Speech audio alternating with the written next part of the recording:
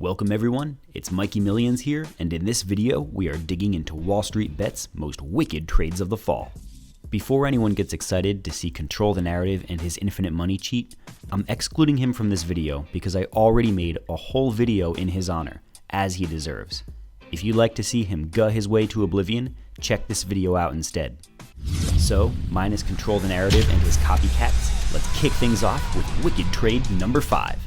Around October 23rd, Tesla had been kicking around its channel for several months and was doing a whole lot of nothing.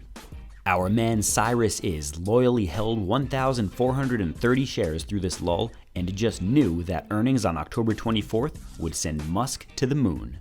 For his patience, Cyrusis was rewarded.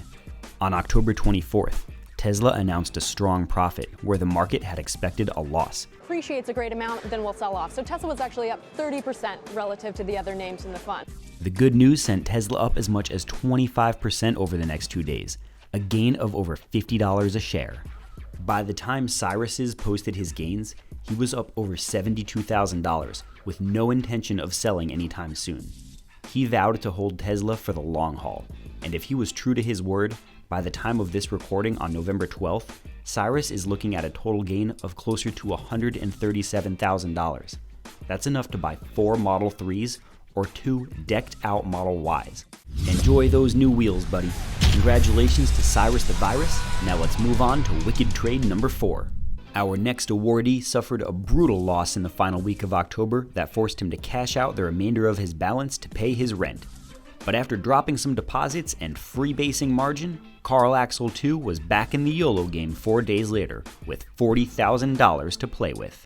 Rather than diversify like an adult, he decided on November 8th to YOLO his entire account balance. He spent 40 grand on 909 at-the-money SPY puts expiring the next trading day.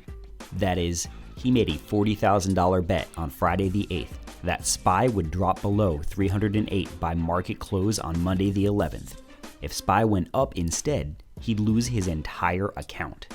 WallStreetBets thought this trade was trash.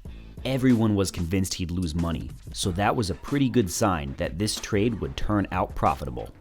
Fortunately for him, SPY opened down 50 cents to around 307.50 on Monday, and Carl Axel 2 quickly sold for a gain of over $32,500. That's an 81% gain over the weekend. Strippers in Manhattan don't even make that. It was a good thing he sold at open too, because SPY closed on Monday above 308. If Carl had held, all 40 grand would be gone. Selling at open was perfect. That is how you exit a trade. Congratulations on the big gains, Carl. We're moving on to wicked trade number 3. Carl Axel 2 isn't the only degenerate who narrowly avoided living on the street during the month of October.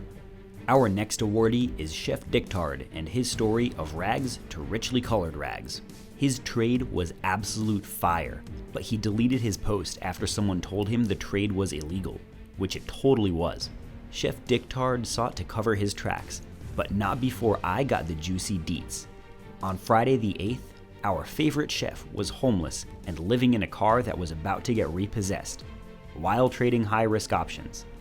Anyway, he needed money fast, and he had a plan. He recognized that Robinhood's policy allows you to instantly use up to $1,000 of your deposited funds without having to wait for the deposit to clear. Given his desperate situation, ChefDicktard deposited $1,000 into Robinhood from a bank account that didn't exist.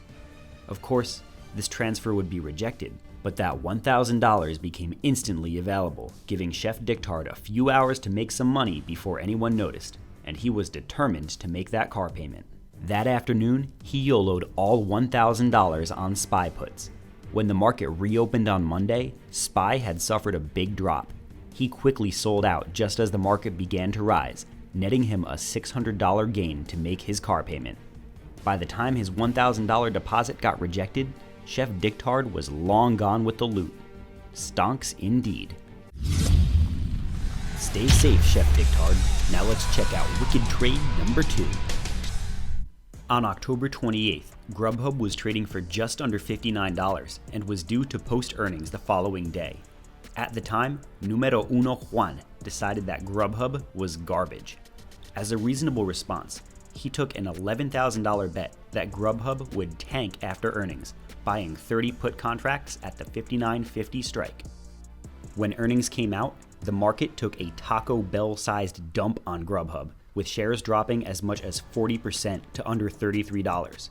Blaming what it calls promiscuous diners. While this was really bad news for normal investors, it was great news for numerounojuan. His puts increased over 500% in value, netting him gains of nearly $60,000. Overnight, he had earned more money than a full-time GrubHub driver earns in a year. Now that is what I call a YOLO. Enjoy the tendies, Juan. And now, the moment we waited for, the most wicked trade of the fall. On October 9th, Fausterion18, or Fausterion18, something like that, was tripping around in the WallStreetBets Discord channel and took a survey of the club's consensus. WallStreetBets was concerned that the China trade talks were falling apart. President Mango's minions were having a hard time getting on the same page as Lord Genghis Khan, so the degeneracy anticipated a market drop. The WallStreetBets Discord is great for dank memes, but the average user's analytical skill is atrocious. Fausterion18 noticed this very quickly, and when it became apparent that WallStreetBets was very bearish, he wisely decided to inverse everyone. After market hours on that Wednesday, October 9th, he bought $11,000 worth of calls on index futures. Not calls on SPY or Triple Q, but actual calls on index futures. Apparently, this was within his personal risk tolerance, but the risk was immense. Many of his fellow WallStreetBets gamblers expressed concern that this was like selling drugs while using drugs, but Fausterion was unfazed.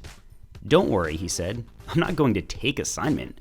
I just needed to be able to trade after hours. I have no money at risk." This trade simply could not wait until market open, and for his audacity, Fausterion18 was rewarded. By the time he closed his position on Friday, his calls had gone up over 1,000%. Though he had sold some of his position earlier, he was still sitting on about $150,000 in gains. And the best part, he explained himself in his post as though he had done something wrong by selling too early. Bro, you just netted enough money to spend like 3 years in Thailand. You need to be flexing on these paupers and not explaining yourself to them. Congratulations, Fausterion. You're a true WallStreetBets hero. Who wants to be king? That about rounds it out for this episode. I hope you guys enjoyed seeing some big wins this month. There's a lot more action happening on WallStreetBets, so make sure to subscribe so you can catch the next round of dank trades. Also, check a link in the description for my buddy John Warhol's channel. He's getting started and slinging some stank across his electric guitar, and he also made my new intro for me. Check his channel out for some slick jams. Thanks for watching, everyone. May your portfolios grow fat and happy.